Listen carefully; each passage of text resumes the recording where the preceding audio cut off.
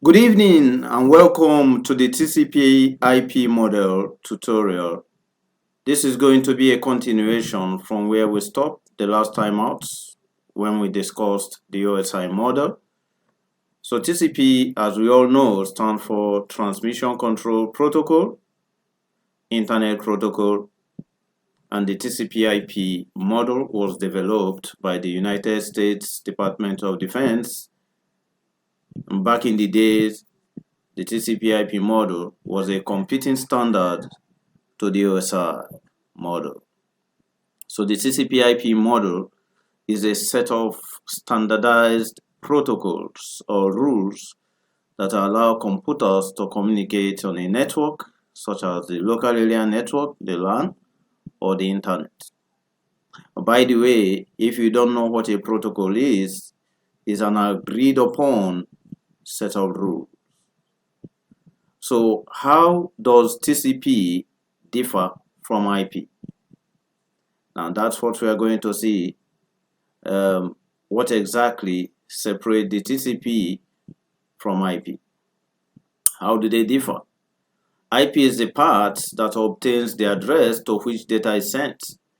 So when you want to send a mail to someone, the IP handles what we call routing, which is basically path selection. So the IP handles that part that has to do with you locating the other person that you want to send the mail to. Now, TCP is responsible for data delivery once the IP address of the recipient has been found. So just think of it this way. What exactly is the difference between your mobile phone and the phone number? Well, the IP address is like the phone number assigned to your smartphone. And then the TCP is all the technology that makes your phone, your smartphone, to ring, and the technology that enables you to talk to someone on another phone. So the phone is totally useless without a phone number, just as the phone number is also useless without a phone. So that's how the TCP differ from IP, but both of them have to work together so that we'll be able to achieve a result. Now, the TCP IP model is divided into 4 layers, unlike the OSI model that is divided into 7 layers. So the TCP IP divides the different communication tasks into 4 different layers, and each of these 4 layers has different functions or tasks that they carry out. Now you might ask, what's the essence of breaking down the TCP IP model into 4 different layers? Of course, the purpose of doing that is to keep things standardized without numerous hardware and software vendors having to manage communication on their own. So if hardware and software vendors happen to manage communication on their own, then we are going to have issues where the standard set by company A is not compatible with the standard that company B is using to manufacture their own equipment. So just think of it like this. Probably you know how to drive a car, and probably you've driven a car produced by different car manufacturer. But then there is one thing that is unique no matter the car you drive. All the manufacturers agree on where the pedals should be. So that's something we can count on between cars. So once you know how to drive and you get into the driving seat, you already know where the pedal is, because it's more or less like standardized that every car manufacturer have to put the pedal at the right. So the same thing applies to TCP IP layers. So things were broken into layers, or tasks were broken into layers, and this helps manufacturers, software vendors, hardware vendors to kind of like have same line of reasoning and have same communication standard that will allow this equipment that they turn out to be able to communicate with one another. Now let us look at the similarity between the TCP IP model and the OSI model. Yes, it's true that the OSI model is divided into 7 layers. The TCP IP model is divided into 4 layers. But basically, looking at it from technical point of view, TCP IP model is still kind of like same thing as OSI model.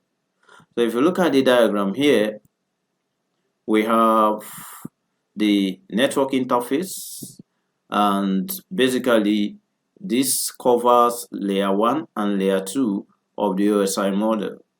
So looking at the right hand side, you are going to see that under the OSI model we have physical layer and data link layer, which basically is layer 1 and layer 2. And then in the TCP IP model, both are merged into one layer called network interface. So the network interface layer in the TCP IP model is carrying out the same function that the OSI model in layer 1 and 2, which is the physical and data link, perform.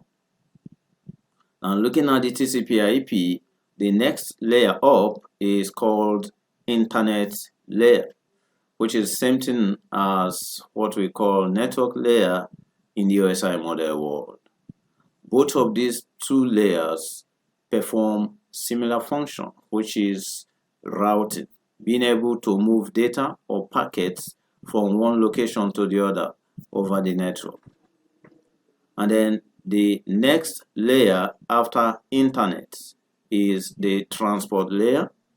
So the transport layer is the same as the OSI model. Transport layer could also be referred to as host to host layer. So at this layer we have reliable data delivery. So relying on TCP three-way handshake, a device is able to know whether a data sent to another device over the network actually gets to the device or not. And if it doesn't get to the device, it's going to be resent. And that's what we mean by reliable data delivery. There are a host of other things that could be done at this transport layer, things like IPsec, etc. Now, the layer above it in the OSI model is session, presentation, before we get to application. But in the TCP IP model, this session, presentation, and application are merged together once again, and they are all addressed as application layer. So if you look at application layer in the TCP IP model, it does exactly the same job as the session, presentation, and application under the OSI model. So the point is this: in the modern day network, in the network of today, whether on the LAN or over the internet, the point is we use the TCP IP model to build up our network. So our network of today is set up using the TCP IP model, and that's why we give devices on the network IP address. Okay, and then the OSI model is there to help us to fully understand what happens in each of the layers of the TCP IP model. So it's a bit more easier to understand layer by layer what happens under the OSI compared to TCP IP model, where a couple of layers are merged together, though they perform similar functions to that of the OSI. So that's the comparison between the TCP IP model and the OSI model. Now we want to now look at functions of this model.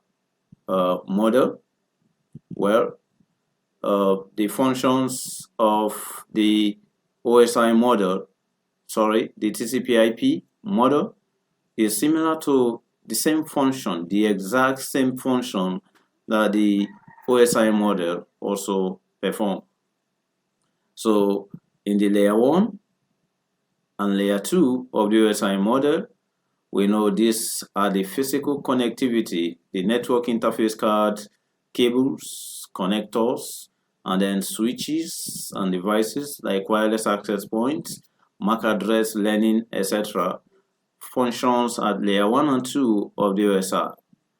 In the TCP IP model, though the name changed to network interface, which accommodates layer 1 and 2 of the OSI, the similar function like network cabling, network interface cards, the connectors, switches, wireless access points, all of this same function of the OSI is the same in the TCP IP model under the network interface. The internet layer, which happens to be the network layer on the OSI, is still the same function. It helps to ensure that you're able to move data quickly throughout the network from point A to point B. The transport layer does the same function, which is giving us a reliable data delivery. At that layer, we have the likes of UDP, TCP, IPsec. And then the application layer provides the graphical user interface where the users, the employees that we have on our network are able to interact with the applications. Things like HTTP, HTTPS, things like instant messengers, things like Zoom, Skype, all of these are the application layer programs that allows the users to be able to interact with the network. So that's basically a brief description of the TCP IP model and a walkthrough into each of the 4 layers, and then comparing these 4 layers to the 7 layers of the OSI. So in the next tutorial, we're going to do a deep dive into IP addressing. So we're going to know what exactly is IP addressing, and then we have 5 classes of IP address. We are going to go through each of those 5 classes. We're going to look at the RFC 1918 address. We're also going to look at the APIPA, and then we see how we can assign a computer on a network IP address. So if you have enjoyed this tutorial, please subscribe to the channel. We look forward to seeing you watch our next tutorial on IP addressing. Bye for now.